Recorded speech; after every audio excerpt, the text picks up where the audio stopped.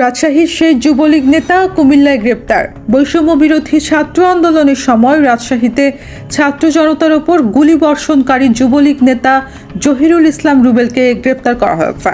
শুক্রবার দিবাগত রাত 1:15টার দিকে কুমিল্লায় তাকে গ্রেপ্তার করেছেন র্যাব।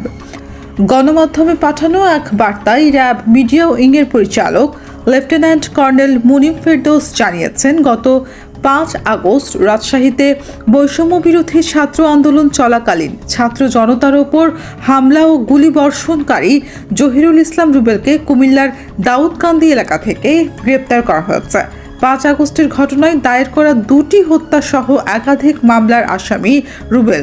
তিনি বলেন, গত 5 আগস্ট যুবলীগ নেতা জহিরুল হক রুবেলকে রাজশাহী নগরীর আলুপট্টি মোড়ে হেলমেট পরে 2 হাতে 2টি অস্ত্র নিয়ে ছাত্র জনতার উপর গুলি করতে দেখা যায়। তার সঙ্গে আরও 3 জনকেও অস্ত্র হাতে গুলি করতে দেখা গেছে। ওই সময় আওয়ামী লীগের বিভিন্ন পর্যায়ের নেতাকর্মীরাও অস্ত্র নিয়ে মহড়া দেন। তাদেরও গ্রেপ্তারের কাজ চলছে। রুবেলের বাড়ি নগরীর 7 নং ওয়ার্ডের চণ্ডীপুর এলাকায়। গত সিটি নির্বাচনে তিনি কাউন্সিলর পদে নির্বাচন করে পরাজিত হন। তিনি ওয়ার্ড যুবলীগের সভাপতি ও মহানগরীর কার্যনির্বাহী কমিটির সদস্য।